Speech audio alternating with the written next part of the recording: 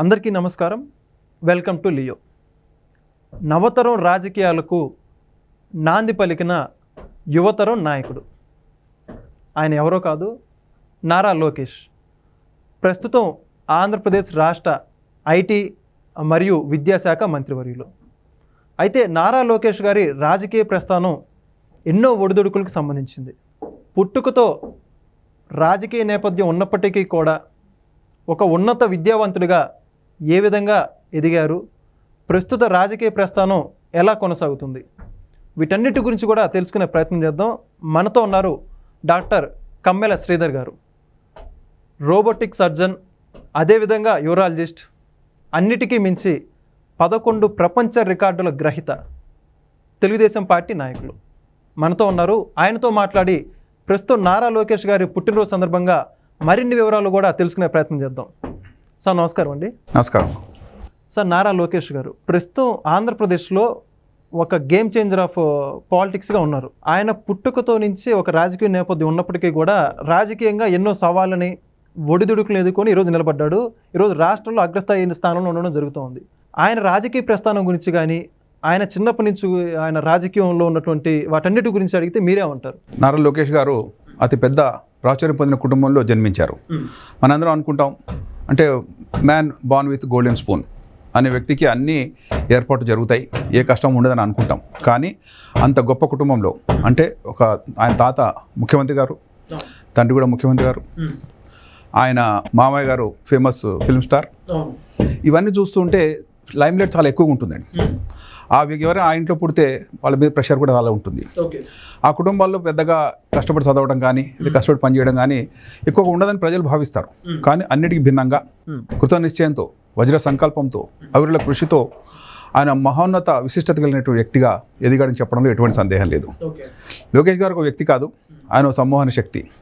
ఆయన కుప్పం ముద్దు బిడ్డ, మంగళగిరిని ముద్దాడిన బిడ్డ, ఆంధ్రప్రదేశ్ పులి బిడ్డ, నవ యువ కిషోరం, మేరు నగధీరుడు, నిత్య కృషివరుడు, నిరంతర శ్రామికుడు, బడుగు బలహీన వర్గాల ఆశాజ్యోతి, తండ్రికి తగ్గ తనయుడు, పేదరిక నిర్మూలన కంకణబద్ధుడు, అతివలకు ఆత్మీయ అన్నయ్య, చిన్నారులకు ముద్దుల మేనమామ, యువగళం యొక్క దళపతి, నవ్యాంధ్రకు యువ కిషోరం, యువ సారథి. ఆయనే మా లోకేష్ అన్న. ఆయన చూసి నేను మురిసిపోతున్నా. ఆయన చిన్నతనం నుంచి కూడా చాలా కష్టపడి చదవటం, కష్టపడి పనిచేసి ఆ తత్వాన్ని అలవర్చుకోవటం. ఆయన తండ్రి మనం చూస్తూనే ఉన్నాం. 47 సంవత్సరాలుగా రాజకీయ ప్రస్థానం, అది అనితర సాధ్యమైనటువంటి కఠోరమైన దీక్షతో ఆయన చేస్తున్నటువంటి ఈ ప్రజాసేవ ఆయన పుడికి పుచ్చుకుని ఉంటాడు. తండ్రి తప్పకుండా తన హృదయంలో ఉన్నటువంటి ఆ స్పందించే గుణం కానీ, పేదలకు మంచి చేయాలనేటువంటి ఆ తత్వం కానీ నేర్పించే ఉంటాడు. అందువల్ల కూడా ఆయనకు అంతటి అవిరళమైన కృషి చేసేటువంటి శక్తి వచ్చి ఉండొచ్చు. అయితే ఆయన చదువుకునే సందర్భాలు చాలామంది అనుకుంటారు రాజకీయ నాయకులకు పెద్దగా చదువే ఉండదు, చదువుకోకపోయినా సరే, నిరక్షరాస్యులైనా, వేలిముద్ర అయినా సరే ముఖ్యమంత్రి కావచ్చు అనేటువంటి భావన కొన్ని దశాబ్దాల క్రితం ఉండేది. కానీ ఒక ఉన్నత విద్యావంతుడు, వీరు చదువు ఎక్కడ చదువుకున్నారు లేదా వీరి క్వాలిఫికేషన్స్ చూద్దాం. ఆయన స్టాన్ఫోర్డ్ యూనివర్సిటీలో MBA చేశారు. చాలా కష్టమైన సీట్ అండి, అలా పోవడం కుదరదు. ఎందుకంటే నేను అమెరికాలో చదువుకున్నాను. నేను హెన్రీ ఫోర్డ్ హెల్త్ సిస్టమ్ అని చెప్పి డెట్రాయిట్లో ఉంది, అక్కడ రోబోటిక్ సర్జరీ నేర్చుకున్నాను. క్లీవ్లాండ్ క్లినిక్లో మైక్రో సర్జరీ, అది ఓహాయో స్టేట్లో ఉంది. 2 చోట్ల నేను ట్రైనింగ్ చేయడం జరిగింది. స్టాన్ఫోర్డ్లో MBA చేయడం అనేది ఇట్స్ వెరీ వెరీ డిఫికల్ట్. దాన్ని అద్భుతంగా రాణించి మరీ పాస్ అయి వచ్చారు. ఆ తర్వాత కార్నెగీ యూనివర్సిటీలో BSc మేనేజ్మెంట్, డేటా మేనేజ్మెంట్ అనేది అదొక ఎక్స్ట్రా క్వాలిఫికేషన్ ఆయనకి. ఈ 2 చేసిన తర్వాత మళ్ళీ ప్రజాసేవలకు రావాలి. ఎందుకంటే ఆ కుటుంబ నేపథ్యం కానీ, ఆయన మనసులో ఉన్న తృష్ణ కానీ, ఎవరైనా ఎంత నేర్చుకున్నా సరే ఏం చేయాలి, అది ప్రజలకే ఉపయోగపడాలి, సమాజానికి తిరిగి ఇచ్చేయాలి. కాబట్టి తనకు ఉన్నటువంటి ఆ ఇంటలెక్చువల్ బ్రిలియన్స్ కానీ, నాలెడ్జ్ యొక్క ఒక హబ్ కానీ, తన మనసులో మెదులుతున్నటువంటి ఒక తృష్ణ కానీ, అవన్నీ కూడా మళ్ళీ రాజకీయాల పట్ల ఆయనకు ఆసక్తి పెరిగిండొచ్చు. అందువల్ల చిన్న చిన్న స్థాయి నుంచి ఆయన ఎదిగి వచ్చారు. రాగానే గబుక్కనే ఆయన పెద్ద పదవులు ఏమి రాలేదండి. ఆ కుటుంబంలో పుట్టినా సరే, తన తండ్రి ముఖ్యమంత్రి అయినా సరే. అయితే చాలామంది ముఖ్యమంత్రి పిల్లలు అవినీతి ఆరోపణలు, రకరకాల వింత బిహేవియర్లు, జుగుత్సవకరమైనటువంటి సంఘటనలు ఇవి మనం వింటూ ఉంటాం. కానీ ఈయన యొక్క వ్యక్తిత్వం చాలా స్వచ్ఛమైనది, స్ఫటికం లాంటిది, మచ్చలేని నాయకుడుగా. తాత కానీ తండ్రి కానీ ఎవరైనా సరే ఎంత గొప్ప స్థాయిలో ఉన్నా, ముఖ్యమంత్రిగా ఉన్నా సరే, ₹1 అవినీతి ఆరోపణలు ఎక్కడా ఈయనకి లేవు. మీరు గత పాలకులను చూస్తే, గత ముఖ్యమంత్రి చూస్తే, తండ్రి అధికారం ఉన్నప్పుడు వందలాది వేలాది ఆరోపణలు, లక్షల కోట్ల రకరకాల ఇన్వెస్ట్మెంట్స్, కొద్ది సంవత్సరాలు 2-3 సంవత్సరాల్లోనే 1,00,000 కోట్లు మించి ఆదాయం ఇవన్నీ వింటుంటే మరి అక్కడ ఏం జరిగింది? ఆ కుటుంబంలో కానీ వారికి ఉన్నటువంటి అలవాట్లు కానీ వారు చేసినటువంటి అవినీతి కానీ ఈ కుటుంబంలో కనబడదే. చంద్రబాబు నాయుడు గారు ఎంత స్వచ్ఛంగా నిజాయితీగా ఉంటారో లోకేష్ బాబు గారు అంతకంటే స్వచ్ఛంగా కనబడ్డారు. ఏ ఒక్క ప్రత్యర్థులు కూడా ఆయన మీద ఆరోపణలు ఏం చేశారు? అతను బాడీ షేమింగ్ చేయడానికి ట్రై చేశారు. ఆయనకి ఇంగ్లీషు బాగా వచ్చు, అమెరికా చదువుకున్నారు కాబట్టి తెలుగు కొంతవరకు అటు ఇటుగా ఉండిండొచ్చు మొదట్లో. ఇప్పుడు 2009, 2010 లేక 2014 ఆ టైంలో అనుకుందాం. అయితే ఆ సమయంలో ఏమి దొరక్క రాజకీయంగా ఏం చేయాలి ఎవరైనా సరే అంటే వాళ్ళ ప్రణాళికలు వాళ్ళ పాలసీస్ని విమర్శించాలి, లేక అవినీతి జరిగింది విమర్శించాలి. కానీ వీళ్ళు ఏం చేస్తున్నారు? తెలుగు భాష సరిగా రాలేదని ఇలాంటివన్నీ చిన్న చిన్న ఆరోపణలు పసలేనటువంటి వాదనలు చేశారు. కానీ ఆ వ్యక్తిని ఎట్టి పరిస్థితుల్లో అవమానపరచలేకపోయారు. ఎందుకంటే ఆయన కఠోర దీక్ష ఆయన కాపాడింది. 2009లో ఆయన మొట్టమొదటిసారి రాజకీయాల్లోకి ఎంటర్ అయినట్టుగా చాలామందికి తెలియదు. 2014లో తెలుగుదేశం పార్టీ అధికారంలోకి వచ్చింది, అంటే రాష్ట్ర విభజన తర్వాత. ఆ తర్వాత ఆయనకి మంత్రి పదవులు వచ్చాయి. అయితే అది మాత్రం ప్రజలకు తెలుసు. కానీ 2009లోనే ఆయన మేనిఫెస్టో ఏదో ఉందో ఆ కూటమిగా వారు పోటీ చేసినప్పుడు, టీఆర్ఎస్ కానీ వీరు కలిసి పోటీ చేసినప్పుడు ఆ మేనిఫెస్టోలో కీలకమైన పాత్ర పోషించారని, దానికి డైరెక్ట్ క్యాష్ బెనిఫిట్ ట్రాన్స్ఫర్ అనే ఒక ప్రోగ్రామ్ని, ప్లాన్ని వారు అందులో పొందుపరిచారు. ఎలా చేయగలిగారు అని అంటే అది వరల్డ్ బ్యాంక్లో ఆయన పనిచేయడం జరిగింది 1.5 years. అక్కడ ఉన్నటువంటి మెలకువలు కానీ, లోతుపాతులు కానీ, ఇంటలెక్చువల్ అప్లికేషన్స్ కానీ ఇవన్నీ తెలుసుకొని ఇది అప్లై చేస్తే మన సమాజం పనికొస్తుంది అని ఇంట్రొడ్యూస్ చేసిన వ్యక్తి. అది చాలా మంచి పేరు తెచ్చుకుంది. ఆ తర్వాత అనేక రాష్ట్రాల్లో అనేక ముఖ్యమంత్రులు కానీ అందరూ, కేంద్రం కూడా దాన్ని కొన్ని పాలసీస్ అన్ని ఇంప్లిమెంట్ చేస్తున్నాయి. అంటే అది ఒక గుడ్ గవర్నెన్స్ ఆయన అప్పుడు తీసుకురావడం జరిగింది. 2014 లోపల అధికారంలోకి వచ్చింది తెలుగుదేశం పార్టీ. ఆ తర్వాత ఆయన చేస్తున్నటువంటి హార్డ్ వర్క్ చూస్తే చాలామందికి అనిపించింది, ముఖ్యమంత్రి కొడుకు ఇంత డిసిప్లిన్గా ఉంటారా? ఎందుకంటే discipline is hall mark of that family. ఎక్కడైనా సరే వాళ్ళు అలసత్వం కానీ, క్యాజువల్గా కానీ, లేకపోతే ఎటువంటి ప్రలోభాలకు కానీ గురి అయినటువంటి సందర్భం మనం చెప్పలేం. మేమే కాదు, ప్రత్యర్థులు కూడా చెప్పలేరు. వారు రకరకాల వితండవాదం చేయొచ్చు తప్పితే నిజమైన ఆరోపణలు అందులో లేవు. ఆ తర్వాత వారికి ఎమ్మెల్సీగా గెలిచారు, మంత్రి పదవులు వచ్చినాయి. వారు రూరల్ డెవలప్మెంట్ చాలా గొప్పగా ఆయన పోషించారు. దాంట్లో చాలా ఫాస్టెస్ట్గా ఫైల్స్ మూవ్ చేసినటువంటి మంత్రిగా ఆయన రికార్డు పొందారు. 2014 నుంచి 2019 వరకు ఆయన ఆ ప్రభుత్వంలో ఉన్నటువంటి 600 అవార్డులు వస్తే, వివిధ శాఖల నుంచి కానీ, కేంద్రం నుంచి కానీ, విదేశాల నుంచి కానీ వస్తే అందులో 460 వరకు రూరల్ డెవలప్మెంట్లో మాత్రం వచ్చినాయి. అంటే ఈయన మంత్రిగా ఉన్నటువంటి ఆ శాఖల్లో అద్భుతమైన పనితీరు కనపరిచారు కాబట్టి వచ్చినాయి. ఇది ఆయన యొక్క పనితనానికి గొప్ప నిదర్శనం. అవును, ఎందుకంటే అందులో ఎక్కడ ఒక్క అవినీతి ఆరోపణ కూడా లేదు. గమనించి చూసినట్లయితే అంతటి ఒక గొప్ప విజన్ ఉన్నటువంటి నాయకుడు ఆ చిన్నప్పుడే ఆయన గమనించారండి. మనందరం విజనరీ అంటే చంద్రబాబు నాయుడు గారు గుర్తొస్తారు. కానీ ఆయనతో పాటు ఆయన వెంట ఆయన అనుచరుడుగా అనుకోవచ్చు, ఆయన శిష్యుడుగా అనుకోవచ్చు, కానీ ప్రజా సంక్షేమం అనేది మనసులో పెట్టుకొని ఆ విజన్ ఆయన అప్పుడే డెవలప్ చేశాడు.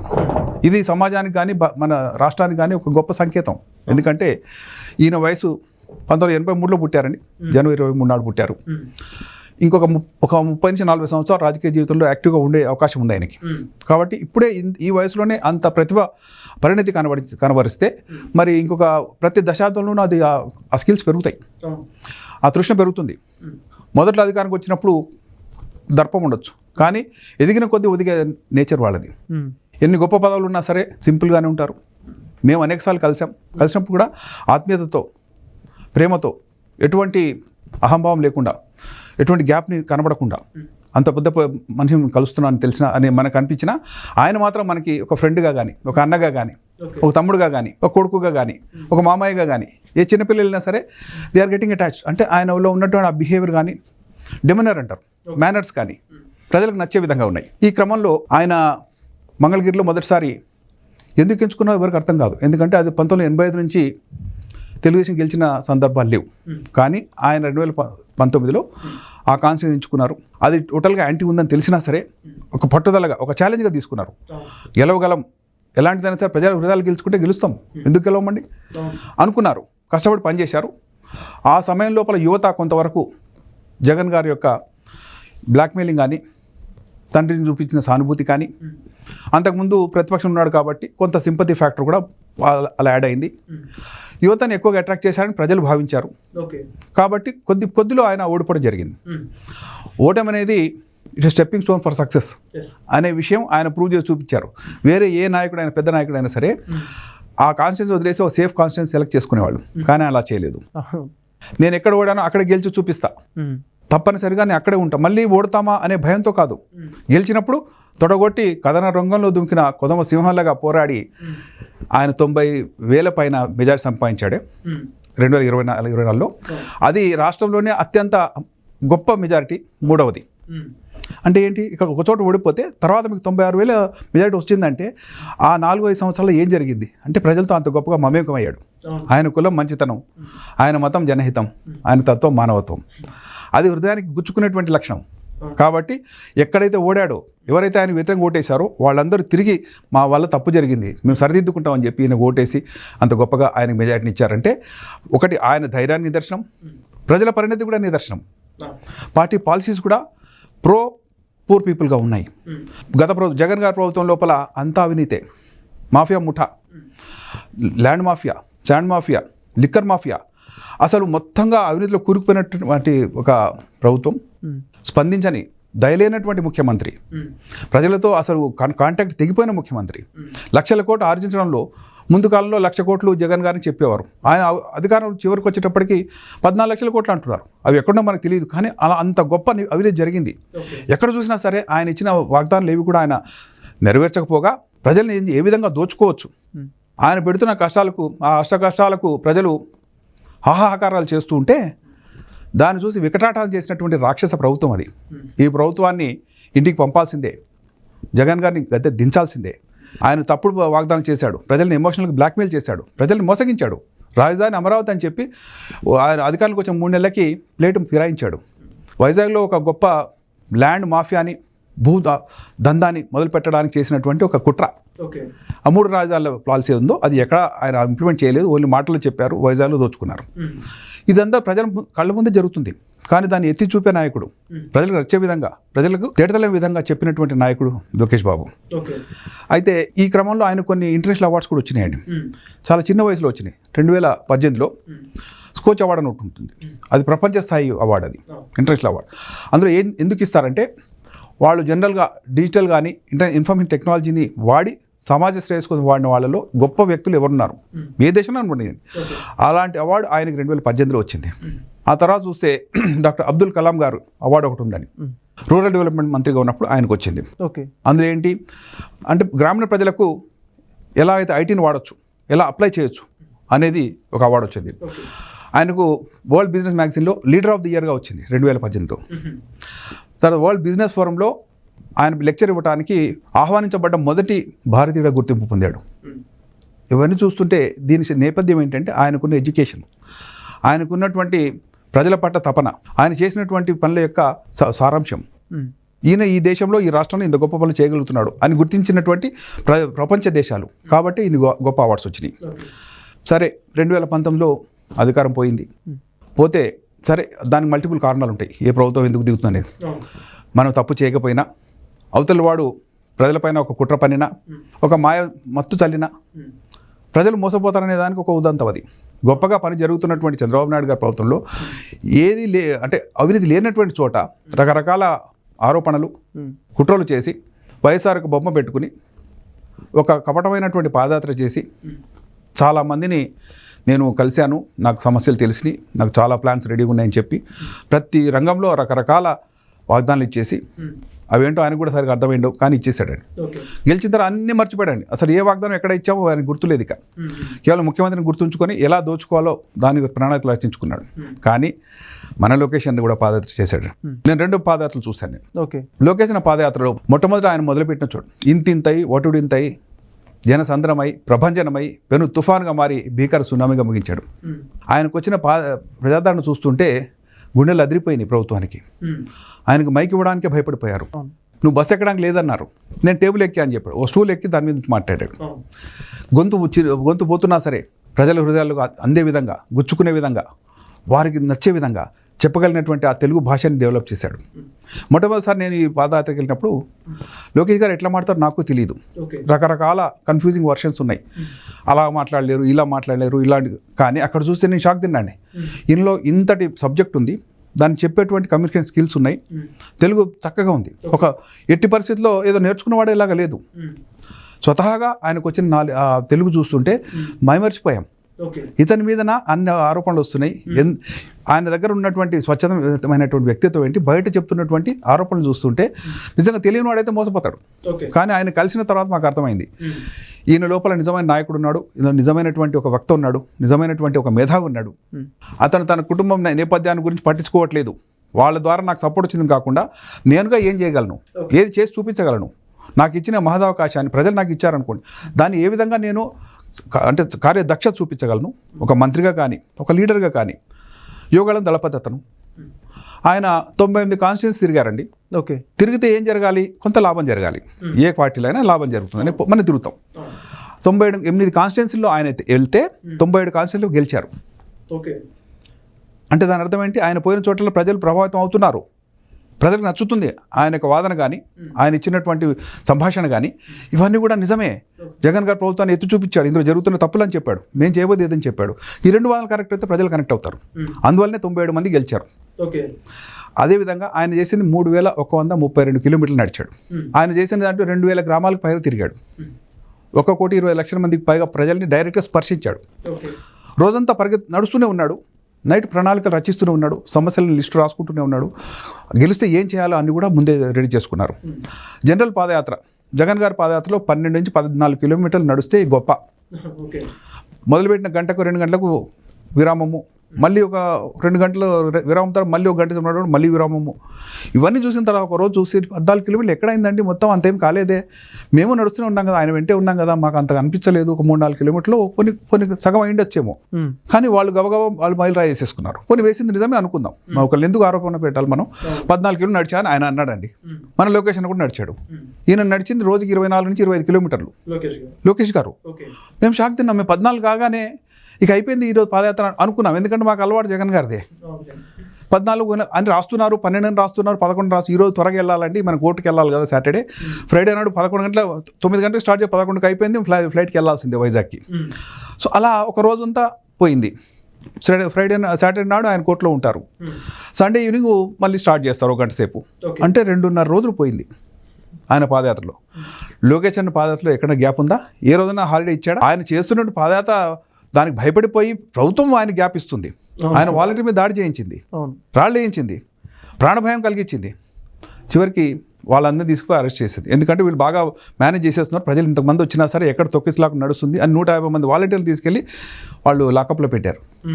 ఎందుకంటే పాదయాత్ర ఆపడానికి చేసినటువంటి పన్నాగం అది.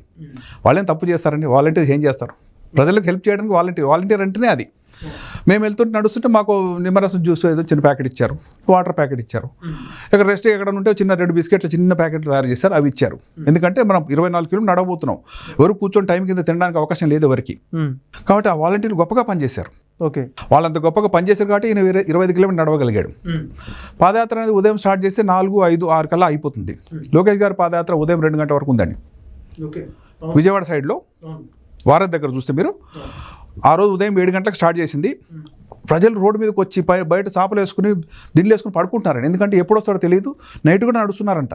మేము నిద్రపోతామేమో, మేము మేల్కొని ఉండాలి. ఆయన వచ్చిన అట్లా పిల్లల్ని పడుకోబెట్టుకుని వేలాది మంది రోడ్ల మీద ఉంటే నేను ఎట్లా రెస్ట్ తీసుకున్నాను చెప్పి ఆయన రాత్రి నడిచాడండి. 11 మేము చూస్తున్నాం, 11 అయింది, 12 అయింది, 1 గంట అయింది, 2 అయింది. ఆపండి సార్, మళ్ళీ రేపు పొద్దున్న మనం వెళ్ళాలి అంటే ఇప్పుడు ప్రజలు ఎక్కడ ఉన్నారంటే ప్రజలందరూ రోడ్డు మీద ఉన్నారు. వీళ్ళ కోసం మనం చేస్తుంటే వాళ్ళు మన కోసం వెయిట్ చేస్తుంటే మనం ఎట్లా ఆపుతాం, నడుద్దాం, రాత్రి నడుద్దాం. చివరికి ఆ రోజున 3:30కు ఆయన పడుకున్నారు మాకు తెలిసింది.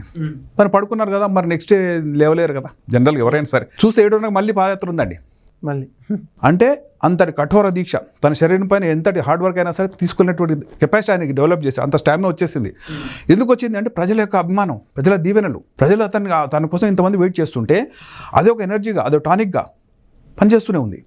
అలా చేసిన ఆ పాదయాత్ర అత్యంత గొప్ప పాదయాత్ర. మనం ఎప్పుడు పాతకాలంలో చంద్రశేఖర్ గారని ఒక ప్రైమ్ మినిస్టర్ ఉండేవారండి. ఆయన ఆ కాలంలో చాలా ఎక్కువగా నడిచారని, ఆయన చాలా బక్కగా ఉంటారు, బక్కపల్సిన మనిషి. 20 కిలోమీటర్లు 22 కిలోమీటర్లు అది గొప్ప అని అనుకునేవారు. ఆయనని మించినటువంటి పాదయాత్ర చేసింది 24 నుంచి 25 కిలోమీటర్లు పర్ డే నడవడం వల్లనే ఆయన నడిచినట్టు 236 రోజులు 3132 కిలోమీటర్లు. జగన్ గారు 1 సంవత్సరం అంతా నడిచేసి 3600 కిలోమీటర్లు నడిచారు. ఈయన ఎందుకు చేశారంటే అడుగడుగున వస్తున్నటువంటి అడ్డంకుల వల్ల ఈ పాదయాత్ర ఆపేస్తున్నారు, ఎప్పుడు ముగిస్తారో, ఎప్పుడు ఏ కేసు వేస్తారో, ఎప్పుడు మనం జైలు వేస్తారో అనే భయంతో త్వరగా ముగిద్దాం చేతనంత నడిచేద్దాం అని చెప్పి చేసి నడిస్తే చివరికి 236 రోజులకి ఆయన ఆపిన 3132 కిలోమీటర్లు అయింది. ఓకే. అన్ని రోజుల్లో అంత నడవడం అనేది అసాధ్యం, ఇంకెవరైనా ట్రై చేసేవాడు కష్టం. అందుకని ఆ పాదయాత్ర అత్యంత గొప్ప పాదయాత్ర. ఆ స్పీడ్ ఆఫ్ ఆ పాదయాత్ర అన్ని కిలోమీటర్లు నడవడం అంతా కూడా ఒక ప్రపంచ రికార్డు.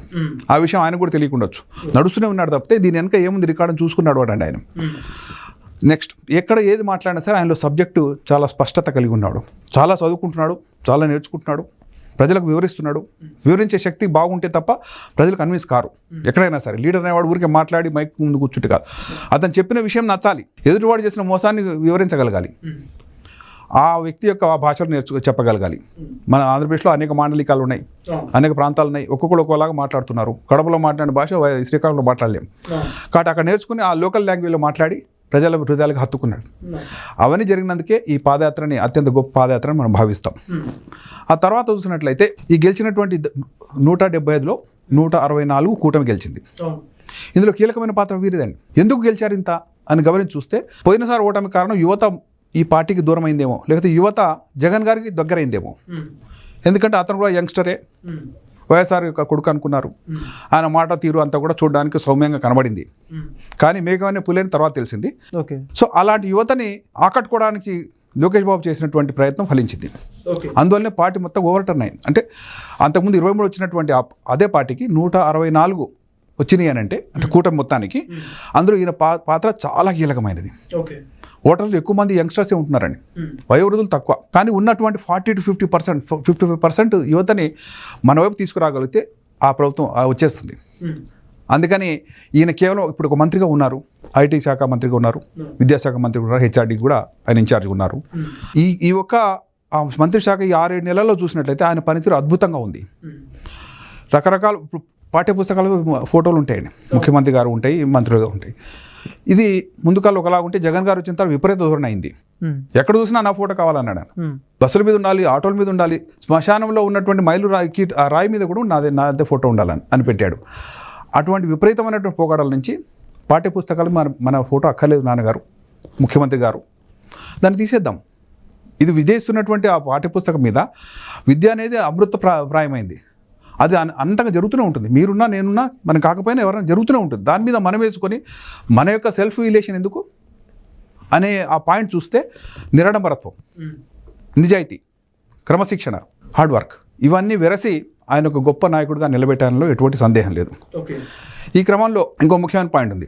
ఆయన డావోస్కి వెళ్ళారు. వెళ్ళకముందు ఏం చేశారో చూద్దాం. ఈ ప్రభుత్వంలో జరుగుతున్న కార్యక్రమాల వల్ల 7 నెలల్లో 6 లక్షల కోట్ల పైన ఇన్వెస్ట్మెంట్స్ వచ్చినాయి. ఎందుకు వచ్చినాయి? పాలకుడు మంచివాడైతే, పాలకుడు కనుక క్రమశిక్షణ కలిగిన వాడైతే, అవినీతిపరుడు కాకపోతే, ప్రశాంత వాతావరణం ఏర్పరచగలిగితే, భయానక వాతావరణం ఉంటే దాన్ని తొలగించగలిగితే అప్పుడు ఇన్వెస్ట్మెంట్ వస్తుంది. 7 నెలల్లో 6 లక్షల కోట్లు ఇన్వెస్ట్మెంట్ ఇప్పుడు వచ్చున్నాయి. అంటే దాని అర్థం చంద్రబాబు నాయుడు గారు కానీ, ఆయన వెంట ఉన్నటువంటి లోకేష్ బాబు గారు కానీ, ఈ కూటమిలో ఉన్నటువంటి నాయకులు కానీ ఎవరైనా సరే కష్టపడి పనిచేశారనే దానికి అదొక నిదర్శనం. దీనికి వెరసి డావోస్కి వెళ్ళారు, వరల్డ్ ఎకనామిక్ ఫోరం. గత ప్రభుత్వంలో పోవడానికి కూడా వెనకాడారండి. ఎందుకు లేండి, అక్కడ చలి ఉంటుంది బాగా, స్వెటర్లు వేసుకుని యాతన ఏమి జరగదు. ఎందుకంటే మన మనసులో మన బుర్రలో ఖాళీ ఉంటే పోవడానికి భయపడతాం. సబ్జెక్ట్ ఉన్నవాడు పరిగెత్తాడు ఆ వైపుకి. కష్టపడి పనిచేస్తే మన యొక్క ఇంటలెక్చువల్ కెపాసిటీని చూపిస్తే, మనకున్న సహజ వనరులు చూపిస్తే, మనకున్న న్యాచురల్ అడ్వాంటేజ్ చూపిస్తే, 973 కిలోమీటర్ల సుదీర తీర ప్రాంతం ఉందే దాన్ని చూపిస్తే, అంత పంటల పొలాలు అయితే ఎంత అద్భుతంగా పండుతున్నాయో వీటన్నీ చూపిస్తే, అక్కడ అనుబంధ సంస్థలు కానీ ఏవైనా సరే అక్కడ వచ్చి పెట్టుబడి పెట్టాలి. దాన్ని హైలైట్ చేసుకోలేనటువంటి అసమర్థ ప్రభుత్వం జగన్ గారి ప్రభుత్వం. అది పోయింది. మనకు తేడా కనపడాలిగా. వీళ్ళు వచ్చిన తర్వాత చంద్రబాబు నాయుడు గారు కానీ చూస్తే గత 4-5 రోజుల్లో దానిలో థీమ్ ఏంటి? ఇప్పుడు వరల్డ్ ఎకనామిక్ ఫోరం లోపల అంటే దాంట్లో ఇన్ఫర్మేషన్ టెక్నాలజీ అంటే intelligent management for the present age. అంటే ఈ తరానికి సంబంధించినటువంటి ఇంటెలిజెన్స్, అది ఆర్టిఫిషియల్ ఇంటెలిజెన్స్ కావచ్చు, ఇన్ఫర్మేషన్ టెక్నాలజీ కావచ్చు, లేక కటింగ్ ఎడ్జ్ ఏది వచ్చినా సరే అవన్నీ కూడా ప్రజలకు అందుబాటులో విధంగా అన్వయించండి అని చెప్పేటువంటి ఈ కాన్ఫరెన్స్లో తప్పకుండా మన వాళ్ళు గొప్పగా పనిచేస్తున్నారు. 20 తారీఖు 25 వరకు ఇంకా జరగబోతుంది కూడా, ఇంకా 2 రోజులు ఉంది, 25th వరకు. కానీ మనకు అందుతున్న సమాచారం ప్రకారం వారు ఎవరిని కలిశారో వాళ్ళు మంత్రముగ్ధులయ్యారండి. గత 5 సంవత్సరాల క్రితము లేక 2019లో అధికారంలో ఉన్నప్పుడు చివరిలో అప్పుడు చూసినటువంటి ఆ లోకేష్ బాబు కంటే ఈయన నాలెడ్జ్ చాలా ఎక్కువగా పెరిగింది. ఒక రాజకీయ నాయకుడుగానే కాకుండా ఒక ఇంటలెక్చువల్గా, ఒక మేధావిగా, ఒక టెక్నోక్రాట్గా అన్నీ కలిస్తేనే ఇప్పుడు ఒక 10వ తరగతి పాస్ కానటువంటి వ్యక్తి, పాస్ అయ్యలేదు తెలియనటువంటి వ్యక్తి కనుక వెళ్ళాడు అనుకోండి, అతని నాలెడ్జ్ లెవెల్స్ ఎంత, అతని మెచ్యూరేషన్ లెవెల్స్ ఎంత, అతని కమ్యూనికేషన్ స్కిల్స్ ఎంత, ఎదుటివాడు మాట్లాడితే తెలుసుకునేటువంటి శక్తి ఉందా లేదా, ఇవన్నీ కష్టం. అక్కడ వరల్డ్ ఎకనామిక్ ఫోరంలో ఎవరు మాట్లాడారు? డొనాల్డ్ ట్రంప్ మాట్లాడారు, చైనా డెంగ్ జియాఓపింగ్ మాట్లాడారు, జర్మన్ ఛాన్సలర్ మాట్లాడారు. ఇవన్నీ వాళ్ళు మాట్లాడుతున్నా, వాళ్ళతో ఇంటరాక్ట్ అవుతున్నా సరే మన లెవెల్ ఆఫ్ ఐక్యూ తెలిస్తే వాళ్ళు కనెక్ట్ అయిపోతారు. వేలిముద్రగాళ్ళకి 10వ తరగతి వాళ్ళకు కనెక్ట్ కారు కాబట్టి పోయినసారి మాకేం రాలేదు కదా, ఈ సంవత్సరం వద్దులే అని వదిలేసుకున్నటువంటి ప్రభుత్వం గత ప్రభుత్వం. ఇప్పుడు వచ్చిన మొదటి అవకాశం లోపల కొన్ని లక్షల కోట్లు పెట్టుబడి రాబోతుంది. ఎందుకు రావాలి అంటే మేము వాళ్ళు ఇచ్చిన, లోకేష్ గారు ఇచ్చిన వాగ్దానం 20 లక్షల ఉద్యోగాలు కావాలి, నేను ఇస్తానన్నాడు ఆయన. ఇచ్చి చూపిస్తాడు. ఇచ్చి చూపించాలంటే అన్నీ మన చేతితో డబ్బులు పెట్టి చేయలేం. కాబట్టి ఈ మల్టీనేషనల్ కంపెనీస్ రావాలి, కొత్త కంపెనీస్ రావాలి. వాటి ద్వారా మనకు ఉద్యోగాలు వస్తాయి, వాళ్ళ చదువు వస్తుంది, రాష్ట్రం సుభిక్షం అవుతుంది, ప్రపంచ దేశాలతో పోటీ పడేటువంటి అవకాశం వస్తుంది. అన్నీ కలిసి ఆ డావోస్లో నేను ప్రతిరోజు ఫాలో అవుతున్నాను. ఆయన ఎవరెవరితో మాట్లాడాడు, బిల్ గేట్స్తో మాట్లాడారు, ప్రతి సీఈఓతో మాట్లాడుతున్నారు. మాట్లాడిన వాళ్ళు చివరికి వాళ్ళ కామెంట్స్ రాస్తారండి. మన ఇద్దరం ఇంటరాక్ట్ అవుతే నేను ఎలాంటి వాడిని, నా యొక్క ఇన్సైట్ ఏంటి అనే విషయం వాళ్ళు రాసిన దాంట్లో extraordinary knowledge, we are convinced of investing here అని చెప్పి రాసినటువంటి ఆ బుక్స్లో చూస్తుంటే కళ్ళలో నీళ్ళు వస్తున్నాయి. ఇలాంటి వ్యక్తులు కదా పాలకులు ఉండాలి. ఇతనే కదా పాలకుడు, ఇతనే కదా నాయకుడు. ఇతను మించి ఇంకెవరు ఊహించుకోలేకపోతున్నాం. ఇంత చిన్న వయసులో అంత గొప్ప పరిణతి చూపించాడు. అతనికి ఉన్నటువంటి స్టాన్ఫోర్డ్ నాలెడ్జ్ కానీ, కార్నెగీ నాలెడ్జ్ కానీ అవన్నీ కూడా ఇక్కడ ఉపయోగపడుతున్నాయి. ఎందుకంటే వీళ్ళందరూ కూడా ఆ స్టేజ్ పర్సన్స్. సో వాళ్ళని కన్విన్స్ చేయడం అనే కష్టతరమైన పని వీళ్ళు చాలా ఈజీగా చేయడం, తద్వారా ఇన్వెస్ట్మెంట్ తీసుకురావడం, మన రాష్ట్రాన్ని పేదరికం నుంచి బయటకు తీసుకురావాలనే ప్రయత్నం ఏదైతే ఉందో అది సఫలీకృతం అవుతుంది. ఇది ఒకటే సంవత్సరం కాదు, ఇంకా 4 సంవత్సరాలు ఉంది. ఈ 4 సంవత్సరాల్లో ఏం అద్భుతాలు జరగబోతున్నాయి. ఎందుకంటే అక్కడ అమరావతి అనేది శ్మశానం అన్నటువంటి గత ప్రభుత్వం ఎక్కడ, ఇప్పుడు దాన్ని ప్రపంచ స్థాయి నగరంగా చేయబోతున్నాం అని చెప్పి పనులు మొదలుపెట్టినటువంటి ఈ ప్రభుత్వం ఎక్కడ, నక్కకు నాగలోకి ఉన్నటువంటి తేడా ఉంది. పోలవరము డయాఫ్రామ్ వాళ్ళు కొట్టుకుపోయినటువంటి ఆ ప్రభుత్వం యొక్క హయాం ఎక్కడ, ఇప్పుడు మేము డయాఫ్రామ్ వాళ్ళు స్టార్ట్ చేసేసామయ్యా, దాన్ని సరి చేయబోతున్నాం, మేము కంప్లీట్ చేస్తాం, కేంద్ర ప్రభుత్వం యొక్క సహకారంతో మేము చేయబోతున్నాం అని చెప్పినట్టు తొడగొట్టి చెప్పినటువంటి ఈ ప్రభుత్వం ఎక్కడ. గమనిస్తే ఒక కామన్ మ్యాన్కి ఒక స్వర్ణయుగం మొదలైందని చెప్పాలి. వీళ్ళు నాయకులుగా ఉండడం అనేది మనందరి అదృష్టం. వీళ్ళు కలకాలం ఆరోగ్యంగా ఉండాలి, సంతోషంగా ఉండాలి, వారికి కష్టపడి పని చేసేటువంటి అవకాశం ఉండాలి, చల్లని దేవుని దీవెన ఉండాలి, మన అభిమానం ఆదరణ ఎలాగ ఉంటుంది. ఇలాంటి గొప్ప నాయకులు మన ఉన్నారని, స్థానపడిన వజ్రంగా లోకేష్ బాబు తేలేడని, ఇంత చిన్న వయసులో అంత గొప్ప మెచ్యూరిటీ లెవెల్స్ కానీ, స్కిల్స్ కానీ, రాజకీయ పరిణతి కానీ ఆయన చూపిస్తున్నాడనలో అందులో మనందరికీ అదొక సువర్ణ అవకాశం. ఇలాంటి వాడిని వదులుకోరాదు. ఉన్నంతకాలం నేనైతే ఆశపడుతున్నా ఎల్లకాలం టీడీపీ అధికారులు ఉండాలని నేనైతే అభిలషిస్తున్నా. లోకేష్ బాబు 2047లో విజన్ 47లో ఆయనే నాయకుడిగా ఉండాలని నేనైతే కోరుకుంటున్నా. ఈయన ఎల్లప్పుడూ అష్టైశ్వర్యాలతో, ఆయురారోగ్యాలతో మనందరి మధ్యలో కామన్ మ్యాన్గానే ఉండాలని నేనైతే అనుకుంటున్నా, ఆశపడుతున్నా. ఆంధ్రప్రదేశ్ని దేశంలోని కాదు ప్రపంచ సిటీస్లో అగ్రగామిగా నిలపగలిగిన సత్తాగలిగిన నాయకుడు లోకేష్ బాబు అని. అలాంటి లోకేష్ బాబుకి ప్రజల యొక్క మద్దతు ఉండాలి, దేవుని ఆశీస్సులు ఉండాలి. మనందరి చల్లని చూపు ఆ ప్రభుత్వం పైన ఉంటే కలకాలం మనకి సేవ చేయడానికే ఉన్నారు తప్పితే వాళ్ళకి స్వార్థం లేదు, వాళ్ళకి వేరే లక్ష్యం లేదు, హిడెన్ ఎజెండా లేదు, లక్షల కోట్లు వాళ్ళకి అక్కర్లేదు. 40 సంవత్సరాలు పాలించిన వాడు ఏం ఎత్తుకుపోదామని ఇప్పుడు పనిచేస్తాడు. కాబట్టి వాళ్ళు ఉన్నది కేవలం నిస్వార్థ సేవ చేయడానికే. అలాంటి వాళ్ళు కలకాలం బావాలని కోరుకుంటూ ఈ జన్మదిన రోజున లోకేష్ అన్న డావోస్లో ఉన్నప్పటికీ కూడా మనందరి యొక్క దీవెనలు కానీ, ఇక ఆదరణ కానీ, ఆశీస్సులు కానీ, పెద్ద వాళ్ళు ఉన్నారు, మనం చిన్నవాళ్ళమే. కానీ ఆంధ్రప్రదేశ్లో ఉన్నటువంటి అందరూ పెద్ద సీనియర్ సిటిజన్స్ కానీ, యువత కానీ, స్త్రీలు కానీ, ఉద్యోగులు కానీ, లేక రైతులు కానీ, వీళ్ళందరూ కూడా వాళ్ళు చల్లగా ఉండాలి, వాళ్ళు చేసిన పనులు సఫలీకృతం కావాలి. దాని యొక్క లాభం మనకే జరుగుతుంది, మన రాష్ట్రానికే జరుగుతుంది. వాళ్ళు ఎత్తుకుపోయేదేం లేదు, మనకు మంచి చేయడానికి బ్రతుకున్నారనే ఆ విషయం గుర్తుంచుకుంటే కలకాలం వాళ్ళు ఈ సేవ చేసే అవకాశం ఉండాలి. అంటే ప్రభుత్వంలోనే ఉండాలి. ఆ ప్రభుత్వం అవురా ఇంత గొప్ప అభివృద్ధి ఇక్కడ జరుగుతుందా అని దేశమంతా బిత్తరపోయి చూడాలి. దానికి లోకేష్ అన్నకు గొప్ప జీవితాన్ని ఇవ్వాలని చెప్పి నేను ఆ దేవదేవుని కోరుకుంటూ, జై తెలుగుదేశం, జై ఎన్టీఆర్, జై చంద్రబాబు, హ్యాపీ బర్త్డే లోకేష్ అన్న, జై లోకేష్ అన్న. నారా లోకేష్ గారి గురించి చాలా చక్కగా ఎక్స్ప్లెయిన్ చేశారు సార్, మీ ఏదైనా శైలిలో. థ్యాంక్ యూ, ధన్యవాదాలు. Welcome. Please subscribe to Leo news for more videos.